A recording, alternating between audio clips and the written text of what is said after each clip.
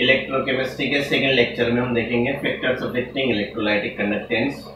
कौन कौन से फैक्टर हैं जो इलेक्ट्रोलाइटिक कंडक्टेंस को अफेक्ट करते हैं।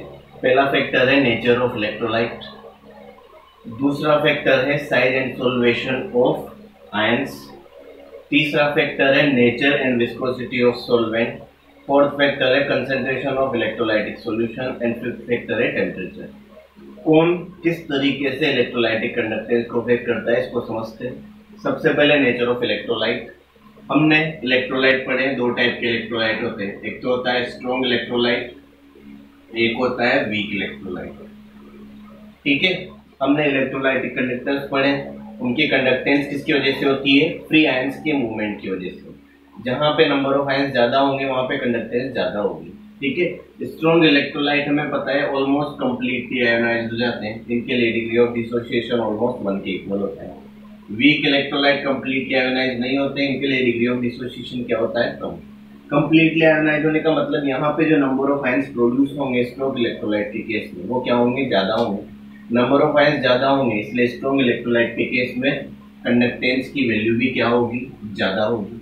वीक इलेक्ट्रोलाइट के केस में कंडक्टेंस की वैल्यू क्या होगी, कम होगी। ठीक है, तो नेचर ऑफ इलेक्ट्रोलाइट में क्या समझना है, अगर इलेक्ट्रोलाइट स्ट्रॉन्ग टाइप का है तो उसके लिए इलेक्ट्रोलाइटिक कंडक्टेंस की वैल्यू ज्यादा होगी as compare to weak electrolyte के लिए।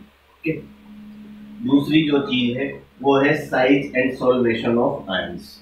ठीक, इसके लिए क्या ध्यान रखना है, किसी भी आयन की साइज और सॉल्वेशन एक दूसरे के क्या होते हैं, इनवर्सली प्रोपोर्शनल होते हैं। अगर किसी आयन की साइज कम है तो उसका सॉल्वेशन क्या होगा, ज्यादा होगा। सॉल्वेशन क्या होता है और इससे कंडक्टेंस पे क्या इफेक्ट पड़ेगा ये समझते हैं। सपोज किसी कंटेनर में मैंने क्या ले लिया, वाटर ले लिया और इसमें क्या डाल दिया, NaCl डाल दिया। NaCl में सोडियम प्लस होता है, क्लोरीन माइनस होता है, सबको पता है। जैसे ही NaCl को इसमें डाला, वाटर कैसा, पोलर नेचर का होता है। ठीक है, मतलब उसमें एक नेगेटिव एंड होगा, एक पॉजिटिव एंड होगा, डाइपोल की तरह बिहेव करेगा। जैसे ही NaCl को इसमें डाला, ठीक है, सोडियम प्लस आयंस को ये वाटर का नेगेटिव एंड क्या कर लेगा, सभी डायरेक्शन से सराउंड कर लेगा, सभी डायरेक्शन से सराउंड कर लेगा। ठीक है, और सॉल्वेंट के मॉलिक्यूल्स आयंस को इस तरीके से सराउंड कर रहे हैं, इस प्रोसेस को ही क्या बोलेंगे, सॉल्वेशन। अगर सॉल्वेंट हमारा वाटर है तो इस प्रोसेस को बोल दिया जाता है हाइड्रेशन। ठीक है, इस सोडियम आयन के आसपास जैसे ही वाटर मॉलिक्यूल्स आ जाएंगे इसकी साइज क्या हो जाएगी, बढ़ जाएगी। ठीक है, और इसे क्या बोला जाएगा, आयनस्फीयर बोला जाएगा। आ रही है बात समझ में, आयनस्फीयर की साइज बढ़ जाएगी। अब अगर साइज बढ़ जाएगी तो इसका सॉल्यूशन में इजीली मूवमेंट नहीं हो पाएगा, मूवमेंट नहीं हो पाएगा तो इसकी जो कंडक्टेंस की वैल्यू है वो क्या हो जाएगी, डिक्रीज हो जाएगी। तो सिंपली क्या समझना है, किसी आयन की साइज अगर कम है तो उसका सॉल्वेशन क्या होगा, ज्यादा होगा। अगर उसका सॉल्वेशन ज्यादा होगा तो यहाँ पे जो इलेक्ट्रोलाइटिक कंडक्टेंस की वैल्यू है वो क्या हो जाएगी, डिक्रीज हो जाएगी। तो सिंपली क्या समझना है, जिन आयंस की साइज कम है उनका सॉल्वेशन ज्यादा होगा, सॉल्वेशन ज्यादा होने की वजह से आयंस का मूवमेंट कम हो जाएगा, मूवमेंट कम हो जाएगा मतलब कंडक्टेंस की वैल्यू क्या हो जाएगी, कम हो जाएगी। इसके लिए एक एग्जांपल भी देखते हैं। कौन सा एग्जांपल है, देखो यहाँ पे मैंने 3 इलेक्ट्रोलाइट लिए, एक तो LiCl, एक NaCl और एक KCl। सब में नेगेटिव क्लोरीन है तो एनायन की साइज में कोई वेरिएशन नहीं है, साइज किसके बदलेगी, केटायन की, लिथियम, सोडियम और पोटेशियम की। हम जानते हैं लिथियम से ज्यादा साइज सोडियम की और सोडियम से ज्यादा पोटेशियम की। साइज इंक्रीज हो रही है, ठीक है, तो क्या होगा, साइज बढ़ेगी तो सॉल्वेशन डिक्रीज होगा। मैंने अभी बताया इनवर्सली प्रोपोर्शनल है, और सॉल्वेशन बढ़ेगा, सॉल्वेशन क्या होगा, डिक्रीज होगा, तो कंडक्टेंस की वैल्यू क्या हो जाएगी, इंक्रीज हो जाएगी। आ रही है बात समझ में। अगर आयंस की साइज बढ़ेगी तो सॉल्वेशन कम होगा, सॉल्वेशन कम होगा मतलब जो आयनस्फीयर बनेगा उसकी साइज कम होगी, वो मूव करेगा तो कंडक्टेंस की वैल्यू इंक्रीज होगी। ये सिंपल सा यहाँ पे समझ लें। इसके बाद थर्ड फैक्टर जो है वो है nature and viscosity of solvent. इसमें क्या ध्यान रखना है, सॉल्वेंट की नेचर पोलर है तो पोलर नेचर में इलेक्ट्रोलाइट इजीली डिसॉल्व हो जाएगा और क्या हो जाएगा, आयोनाइज हो जाएगा। और अगर आयोनाइज हो जाएगा तो नंबर ऑफ आयंस बढ़ेंगे, मतलब कंडक्टेंस की जो वैल्यू है वो क्या हो जाएगी, इंक्रीज हो जाएगी। सिंपली ध्यान रखना है, अगर सॉल्वेंट पोलर नेचर का है तो उसमें इलेक्ट्रोलाइट इजीली डिसॉल्व हो जाएगा और कैसा हो जाएगा, आयोनाइज हो जाएगा, मतलब आयंस बन जाएंगे, तो कंडक्टेंस की वैल्यू बढ़ेगी। If solvent is non polar in nature, solvent की नेचर कैसी है, नॉन पोलर, तो वो डिसॉल्व नहीं होगा, अनडिसॉल्व रहेगा। अनडिसॉल्व रहेगा तो जो कंडक्टेंस है उसकी वैल्यू कैसी हो जाएगी, कम हो जाएगी, क्योंकि अनडिसॉल्व रहेगा तो आयंस प्रोड्यूस नहीं होंगे, आयंस प्रोड्यूस नहीं होंगे तो इलेक्ट्रोलाइटिक कंडक्टेंस की कोई बात होगी नहीं, मतलब कंडक्टेंस की वैल्यू डिक्रीज होगी। इसके बाद में नेक्स्ट जो है वो है concentration of solution. Concentration of solutions को हम बाद में डिस्कस करेंगे जब हम कंडक्टेंस, कंडक्टिविटी, मोलर कंडक्टिविटी और इक्विवेलेंट कंडक्टिविटी को पढ़ लेंगे। उसके बाद लास्ट फैक्टर है टेम्परेचर। टेम्परेचर के लिए क्या ध्यान रखना है, जैसे ही हम टेम्परेचर को क्या करेंगे, इंक्रीज करेंगे, टेम्परेचर को इंक्रीज करेंगे तो काइनेटिक एनर्जी बढ़ेगी। काइनेटिक एनर्जी बढ़ने का मतलब क्या है, आयंस का सॉल्यूशन में मूवमेंट बढ़ेगा। अगर सॉल्यूशन में मूवमेंट बढ़ेगा तो इसको बोला जाता है आयंस की स्पीड, या बोला जाता है आयोनिक मोबिलिटी। वो क्या हो जाएगी, इंक्रीज हो जाएगी। मतलब किसी सेल में इलेक्ट्रोड्स पे जहां पर सेकंड 10 आयन पहुंच रहे थे, अब टेम्परेचर बढ़ाने पे नंबर ऑफ आयंस पर सेकंड जो इलेक्ट्रोड पे पहुंच रहे थे उनके नंबर बढ़ जाएगी। आयंस की नंबर बढ़ने की वजह से कंडक्टेंस की वैल्यू क्या होगी, इंक्रीज हो जाएगी। मतलब कंडक्टेंस को क्या बोला जाएगा कि कंडक्टेंस बढ़ेगी कब, जब टेम्परेचर बढ़ाएंगे। किसके लिए, इलेक्ट्रोलाइटिक कंडक्टेंस के लिए। अगर मेटेलिक की बात की थी तो मेटेलिक में क्या बताया था मैंने, टेम्परेचर बढ़ाने पे कंडक्टेंस कम होगी। इलेक्ट्रोलाइटिक कंडक्टेंस के केस में मैं बोल रहा हूँ टेम्परेचर बढ़ाने पे कंडक्टेंस बढ़ेगा। ये हमने सारे फैक्टर्स पढ़ लिए। कंसंट्रेशन ऑफ सॉल्यूशन को हम कंडक्टेंस, कंडक्टिविटी और मोलर कंडक्टिविटी पढ़ने के बाद में डिस्कस करेंगे। अब इसके बाद में हम देखते हैं इलेक्ट्रोलाइटिक सॉल्यूशन की कंडक्टेंस, कंडक्टिविटी, मोलर कंडक्टिविटी क्या होती है। उन सबको देखने के लिए हमें कुछ टर्म्स पढ़नी पड़ेगी। सबसे पहली जो टर्म है वो है रेजिस्टेंस। रेजिस्टेंस हमने पढ़ा हुआ अभी, सब जानते हैं रेजिस्टेंस क्या होता है, ज्यादा डिटेल में नहीं पढ़ना है।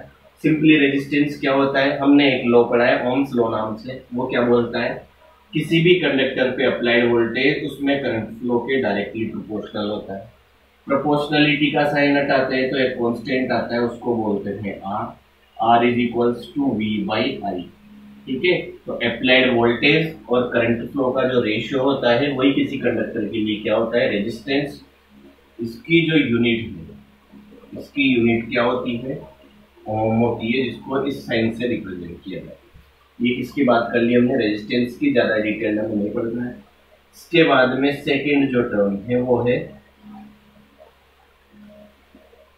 कंडक्टेंस। इसको जी या फिर कैपिटल सी से डिनोट किया जाता है। जी से भी डिनोट कर दो या सी से भी डिनोट कर दो। क्या होता है, किसी भी कंडक्टर की जो कंडक्टेंस होती है वो क्या होती है, रेसिप्रोकल ऑफ रेजिस्टेंस। ठीक है, किसी भी कंडक्टर की जो कंडक्टेंस है वो रेसिप्रोकल का क्या होती है, resistance. Means conductance G is equals to 1/R। ये किसके लिए, कंडक्टेंस के लिए फॉर्मूला हो गया। अगर बात की जाए इसकी यूनिट की तो देखो इधर रेजिस्टेंस की यूनिट हमने क्या बोली थी, ओम, और ये हो जाएगा ओम का reciprocal means ohm inverse. Ohm inverse को ही मोह भी कहा जाता है। ओके, और इसे ही सीमेंस भी कहा जाता है, जिसको एस से डिनोट किया जाता है। तो ये किसकी, कंडक्टेंस की यूनिट होगी। इसके बाद में अब नेक्स्ट जो टर्म है, नेक्स्ट जो टर्म हमें पढ़नी है वो है रेजिस्टेंस, रेजिस्टिविटी या स्पेसिफिक रेजिस्टेंस। स्पेसिफिक रेजिस्टेंस या फिर रेजिस्टिविटी, इसको रो से डिनोट किया जाता है। क्या होता है स्पेसिफिक रेजिस्टेंस या रेजिस्टिविटी?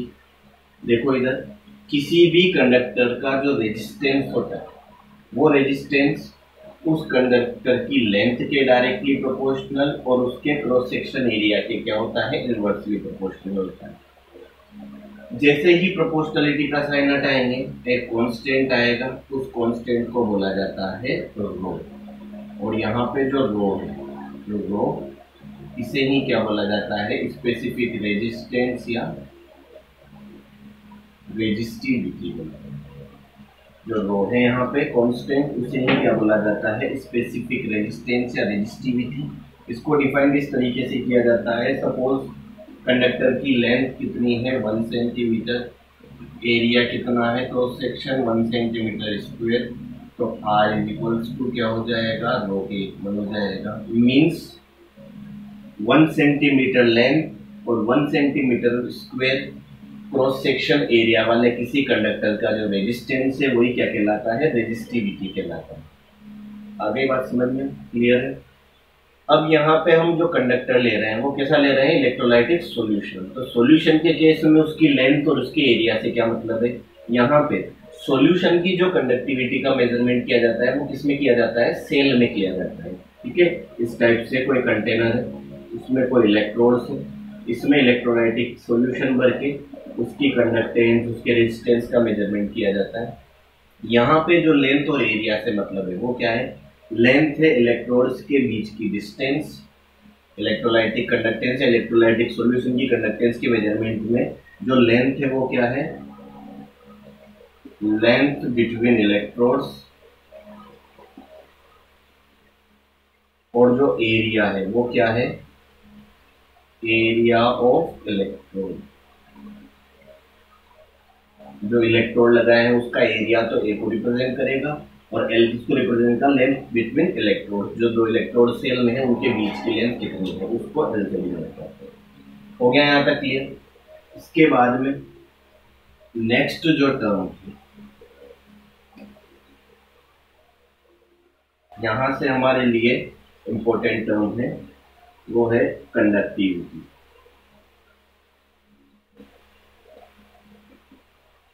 इसको ग्रीक वर्ड कप्पा से रिप्रेजेंट किया जाता है।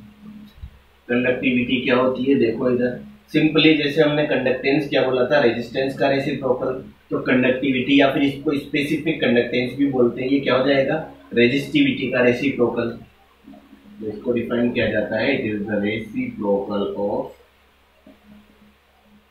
रेजिस्टिविटी या फिर स्पेसिफिक रेजिस्टेंस।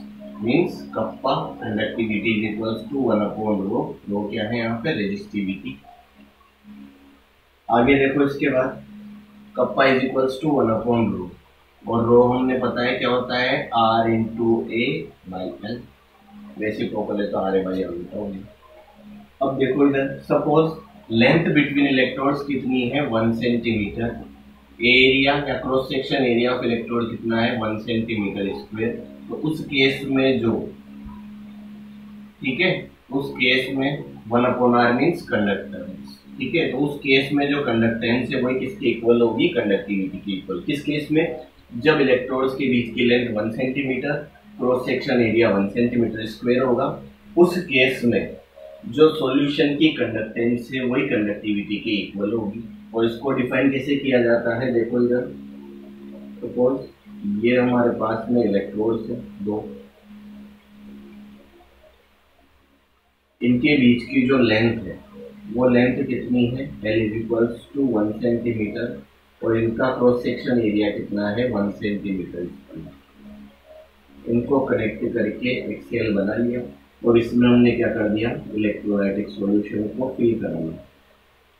इस सॉल्यूशन को जैसे ही फिल किया तो इस सॉल्यूशन की जो वॉल्यूम हुई वो कितनी हो गई, 1 सेंटीमीटर क्यूब, क्योंकि एरिया 1 सेंटीमीटर और लेंथ कितनी है 1 centimetre. 1 centimetre square into 1 centimetre, volume कितना हो गया 1 सेंटीमीटर क्यूब। तो क्या बोला जाता है, conductance of 1 centimetre cube electrolytic solution is called conductivity। क्योंकि यहाँ पे इस केस में वॉल्यूम ऑफ इलेक्ट्रोलाइटिक सॉल्यूशन कितना हो गया 1 सेंटीमीटर। तो किस तरीके से डिफाइन किया जाता है, conductance of 1 centimetre cube of electrolytic solution, या बोल सकते हो unit volume of electrolytic solution is called conductivity. किसी भी इलेक्ट्रोलाइटिक सॉल्यूशन के यूनिट वॉल्यूम की जो कंडक्टेंस है उसे ही क्या बोला जाता है, कंडक्टिविटी। ये ध्यान रखना है हमें। या फिर सिंपली रेसिप्रोकल ऑफ रेजिस्टिविटी क्या होता है, कंडक्टिविटी। तो दो तरीके से डिफाइन किया जा सकता है। इसके बाद में अब हम बात करते हैं इसकी यूनिट की। तो देखो इधर इसकी यूनिट क्या हो जाएगी, कप्पा इज इक्वल्स टू क्या है, L अपॉन R इंटू ए। एल की यूनिट क्या हो जाएगी, अगर बात एमकेएस में ऐसा ही यूनिट में करें तो मीटर, रेजिस्टेंस की यूनिट ओम और एरिया की मीटर स्क्वायर। तो इसकी यूनिट क्या हो जाएगी, ohm inverse into metre inverse, या ओम इनवर्स को मोह भी बोलते हैं तो मोह इंटू मीटर इनवर्स, या फिर इसको सीमेन भी बोलते हैं तो सीमेन इंटू मीटर इनवर्स। ये इसकी ऐसा यूनिट हो जाएगी किसकी, कंडक्टिविटी या स्पेसिफिक कंडक्टेंस की। एक हमने रेजिस्टिविटी की यूनिट भी नहीं देखी थी, उसको भी देख लेते हैं। Resistivity rho is equals to क्या होता है, आर ए बाई एल। तो इसकी यूनिट क्या हो जाएगी, आर की यूनिट ओम, और एरिया को मीटर स्क्वायर और लेंथ को अगर मीटर में लूँ तो क्या बचेगा, मीटर। तो ओम इंटू मीटर, ये किसकी यूनिट हो जाएगी, रेजिस्टिविटी की। तो यहाँ पर हमने कंडक्टिविटी को पढ़ दिया, रेजिस्टिविटी को पढ़ दिया। इसके बाद में अब देखो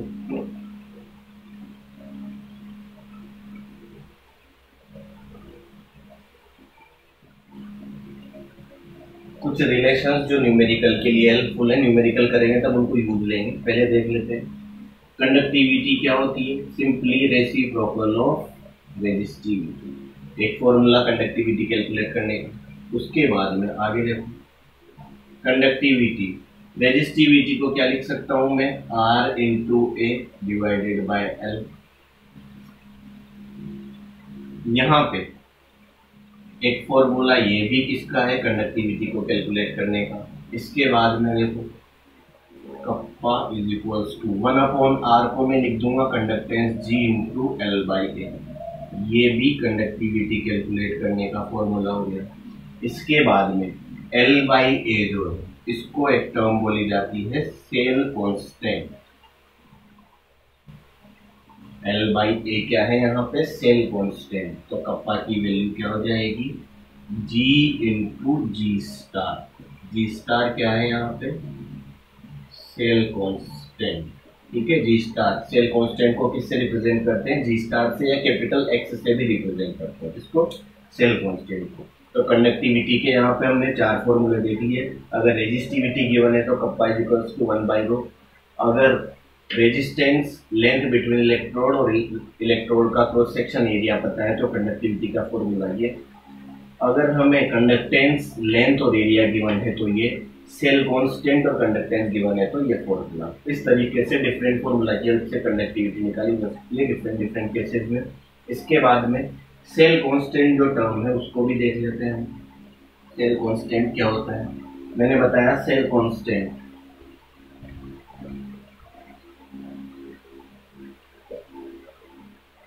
जी स्टार, और जी स्टार या एक्स से रिप्रेजेंट करते हैं क्या होता है, एल बाई ए। एल क्या है, लेंथ बिटवीन इलेक्ट्रोड्स, ए क्या है, cross section area of electrode. तो इसको डिफाइन किया जाता है ratio of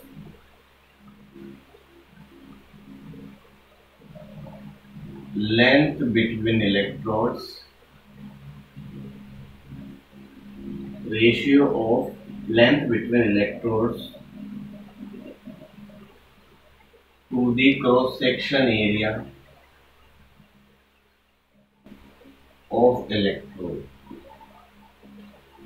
is called cell constant। किसी भी सेल में इलेक्ट्रोड्स के बीच की डिस्टेंस, लेंथ और इलेक्ट्रोड के क्रॉस सेक्शन एरिया का जो रेशियो उसे ही क्या बोला जाता है, सेल कांस्टेंट। सेल कांस्टेंट की वैल्यू क्या होती है, एल बाई ए। और अगर इसकी यूनिट की बात करूंगा तो देखो इधर लेंथ और एरिया, लेंथ स्क्वायर मतलब अगर ये मीटर में और ये मीटर स्क्वायर में है तो इसकी यूनिट क्या हो जाएगी, मीटर इनवर्स हो जाएगी। ये सेल कांस्टेंट की यूनिट हो गई। इसके बाद में दो और रिलेशन जो न्यूमेरिकल के लिए हेल्पफुल है, हमें पता है कंडक्टिविटी इज इक्वल्स टू क्या है, कंडक्टेंस इनटू सेल कांस्टेंट। किसी एक पर्टिकुलर सेल के लिए सेल कांस्टेंट की value only length between electrodes and cross section area of electrode पे डिपेंड करती है। उसमें कौन सा सॉल्यूशन, कौन सा इलेक्ट्रोलाइटिक सॉल्यूशन फिल किया उस पर डिपेंड नहीं करती है। ठीक, इसका मतलब यहाँ से दो चीजें पता चली। पहली क्या है, सेल कांस्टेंट फिक्स है तो जो कंडक्टिविटी है वो कंडक्टेंस के डायरेक्टली प्रोपोर्शनल है, और कंडक्टेंस क्या होता है, 1 रेजिस्टेंस, तो कंडक्टिविटी इनवर्सली प्रोपोर्शनल है रेजिस्टेंस। ये दो केस है, कंडक्टिविटी कंडक्टेंस के डायरेक्टली प्रोपोर्शनल और रेजिस्टेंस के इनवर्सली प्रोपोर्शनल। तो अगर हमें डिफरेंट इलेक्ट्रोलाइट भर के दो डिफरेंट केसेस दे दिए जाए तो क्या होगा, kappa 1 upon kappa 2 is equals to G1 upon G2। Conductivity को C भी बोलते हैं तो C1 अपॉन C2 भी हो सकता है। और दूसरा इधर केस क्या हो जाएगा, K1 upon K2 is equals to kappa 1 upon kappa 2 equals to R2 by R1, क्योंकि ये क्या है, इनवर्सली प्रोपोर्शनल। इन पे किस टाइप के न्यूमेरिकल आएंगे और इन रिलेशन को कैसे यूज करना है ये मैं बाद में बताऊंगा जब क्वेश्चन करेंगे। अभी ये इस तरीके से हमने फॉर्मूला सेट कर लिए कि न्यूमेरिकल्स के लिए हमारे पास डिफरेंट फॉर्मूला है। इसके बाद में अब नेक्स्ट जो टर्म है वो है मोलर कंडक्टिविटी। नेक्स्ट जो टर्म है वो है हमारा मोलर कंडक्टिविटी। किससे डिनोट करते हैं इसको, लैम्डा एम या फिर के एफ एम से डिनोट करते हैं। क्या होती है मोलर कंडक्टिविटी, इसको डिफाइन करते हैं when 1 mole of an electrolyte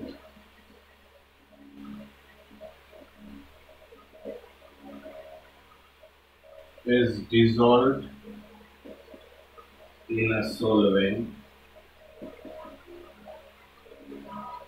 then conductance of such a solution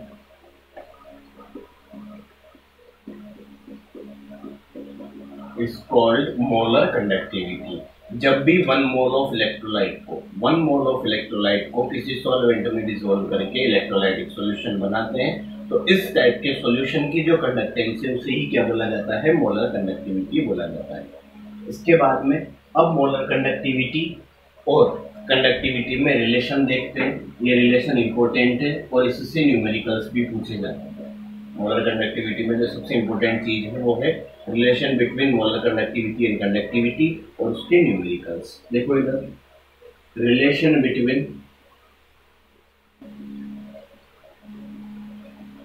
lambda and kappa, molar conductivity और कंडक्टिविटी। ठीक, suppose let us consider 1 mole of electrolyte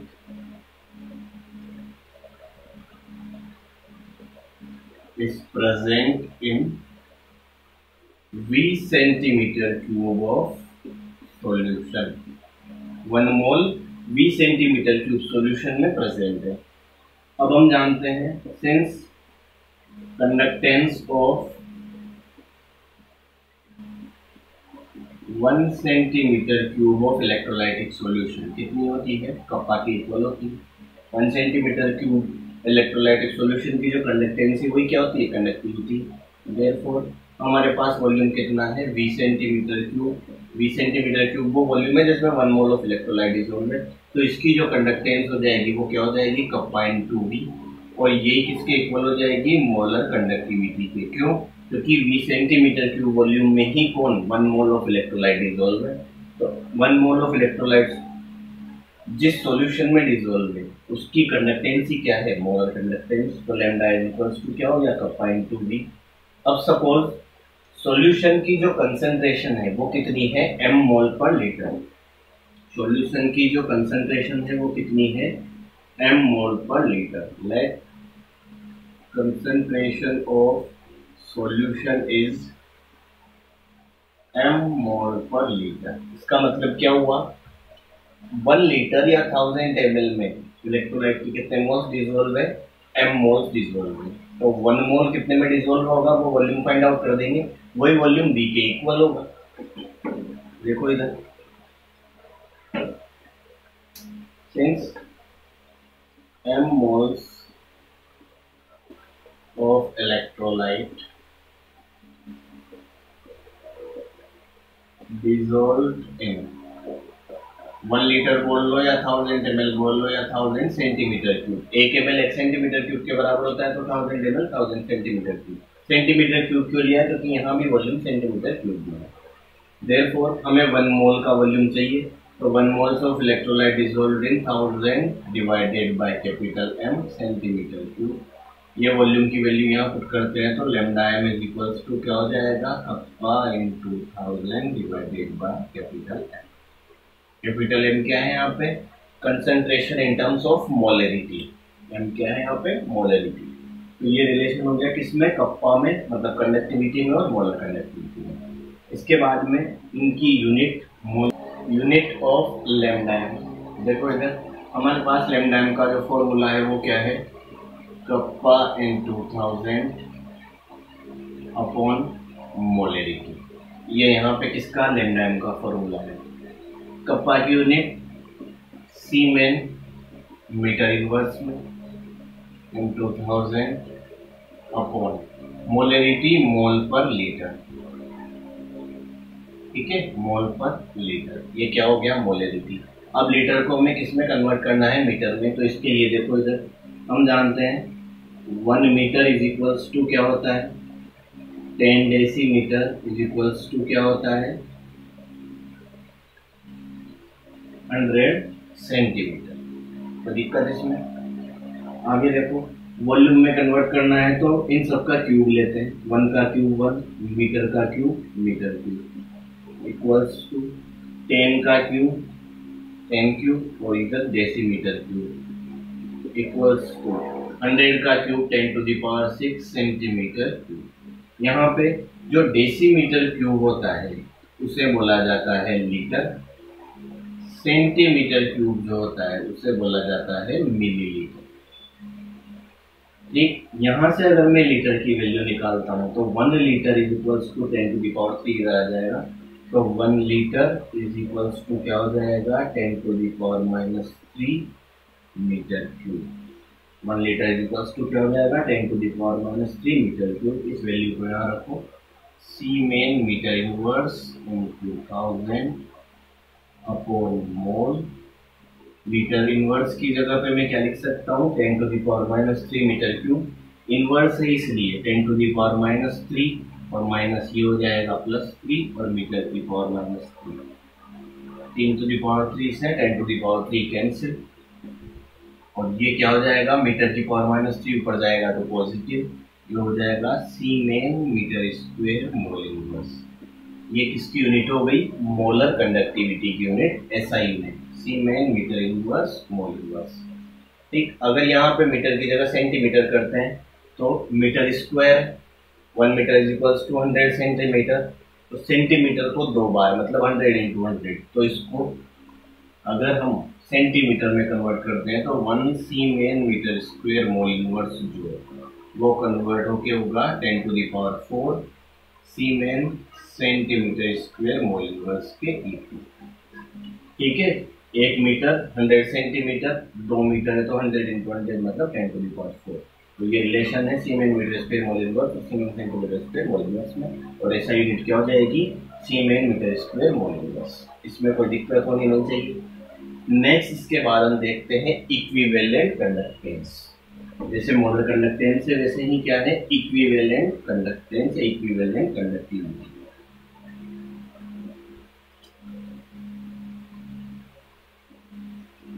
equivalent conductivity, इसको रिप्रेजेंट किया जाता है केप इक्यू इक्विवेलेंट से या फिर लैम्डा इक्यू से।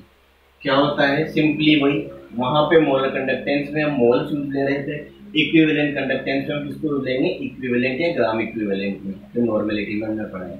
ठीक, सिंपली इसको कैसे डिफाइन किया जाता है, वही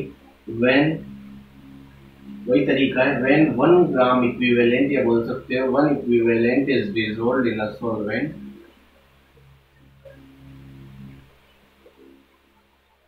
then conductance of such solution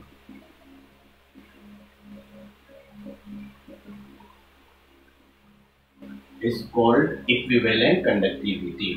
इस टाइप के सॉल्यूशन की जो कंडक्टेंस होती है वही क्या होती है, इक्विवेलेंट कंडक्टिविटी। जब वन इक्विवेलेंट ऑफ इलेक्ट्रोलाइट को डिसॉल्व करके कोई सॉल्यूशन बनाते हैं तो उस सॉल्यूशन की जो कंडक्टेंस है वही क्या कहलाएगी, इक्विवेलेंट कंडक्टिविटी कहलाएगी।